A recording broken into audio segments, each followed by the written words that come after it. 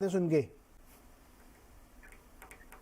नहीं नीरज जी, मेरा ये मानना है कि बॉन्ड यील्ड्स का जो रिएक्शन आता है, डॉलर इंडेक्स का रिएक्शन आता है, उससे थोड़ा पता लगता है कि कितना सीरियस है और हाँ। क्या इम्पैक्ट होने वाला है। शुरू में यील्ड सर्ज हुआ, 4-10 10 ईयर उनका 410 क्रॉस किया, 30 ईयर 420 क्रॉस किया। उल्टा ट्रेजरी ने पहले $93 बिलियन का सेल बोला था उस वीक, उन्होंने वो नंबर भी बढ़ाया, तो उसका भी थोड़ा इम्पैक्ट आया। फिर थोड़ा न्यूज आ रही है कि कुछ leading hedge fund manager short कर रहे हैं ट्रेजरीज को, तो थोड़ा इम्पैक्ट आया। बट अगर आप देखेंगे तो डॉलर इंडेक्स भी लगभग 102 के आसपास है, यील्ड भी मुझे लगता है 4 के आसपास स्टेबलाइज हो रही है, तो उतना इम्पैक्ट बाजार को रियलाइज हुआ कि नहीं है जितना इनिशियली लग रहा था। हालांकि अभी थोड़ा अर्ली है कहना, बट मेरा ये मानना है, मैं अनुराग जी से सहमत हूँ, थोड़ा सा गवर्नमेंट पे प्रेशर आएगा, थोड़ा सा मुझे लगता है फेड पे भी प्रेशर आएगा कि थोड़ा सा इसको और रिस्पॉन्सिबली करना है। और फिच ने क्लियरली बोला कि वो खुश नहीं है फिस्कल डिटेरियोरेशन से, और गवर्नेंस पे भी बात करी। और ये जो last minute debt limit ceiling के डिस्कशंस होते हैं, इससे थोड़ा कॉन्फिडेंस हिला है। तो मुझे लगता है थोड़ा प्रेशर यूएस गवर्नमेंट पे भी होगा, और मेरा ये मानना है कि और ये मैं पहले भी बोलता रहा हूँ कि थोड़ा सा रेट हाइक्स को प्ले आउट हो देना देना चाहिए, इसका बहुत लैग इफेक्ट होता है। तो जो इम्पैक्ट अभी आप यूएस की जीडीपी ग्रोथ 2.4 देख रहे हैं, ये 2 क्वार्टर बाद वो नहीं रहेगा। इसके बाद धीरे धीरे इसका इम्पैक्ट आना शुरू होता है, क्योंकि लगातार रेट हाइक हुए हैं 0 से 5.5% पे। तो कहीं ना कहीं मुझे लगता है कि अब 3% का इन्फ्लेशन है, हेडलाइन ठीक है, कोर 4.1 है, रियल रेट अब 2.5% पॉजिटिव हो गया है।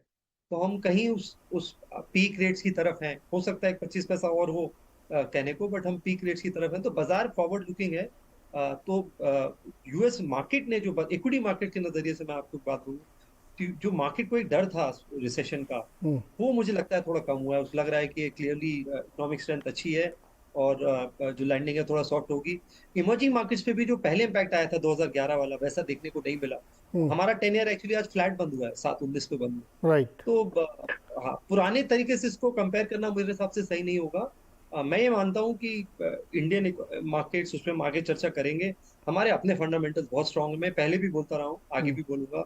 ये साइकिल बहुत लोगों को सरप्राइज करेगी अगले 2-3 साल। अच्छा, एक सवाल मुझे और समझाइए आप।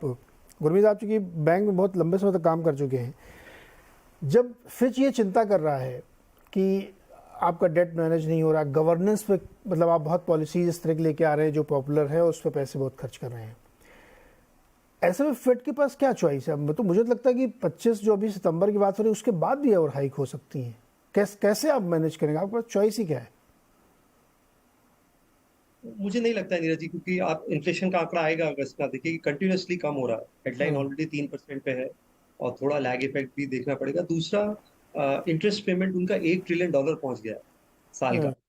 तो कहीं ना कहीं ये आगे जाके कभी कोई क्रेडिट इवेंट बन सकता है। मैंने पहले भी एक बार बोला था कि कुछ बैंक्स में परेशानी हो सकती है, और हमने देखा कुछ छोटे बैंक में परेशानी आई। क्रेडिट इवेंट की खासियत यही है कि बता के नहीं आता है।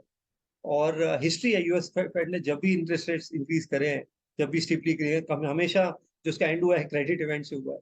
तो थोड़ा सा मुझे लगता है वो बैलेंसिंग भी फेड करेगा, और काफी हद तक ऑब्जेक्टिव अचीव हो गया है, ऐसा मेरा मानना है। दूसरा, यूएस का जो इंटरेस्ट पेमेंट है as a revenue, percentage of revenue it makes, वो अभी भी कम है।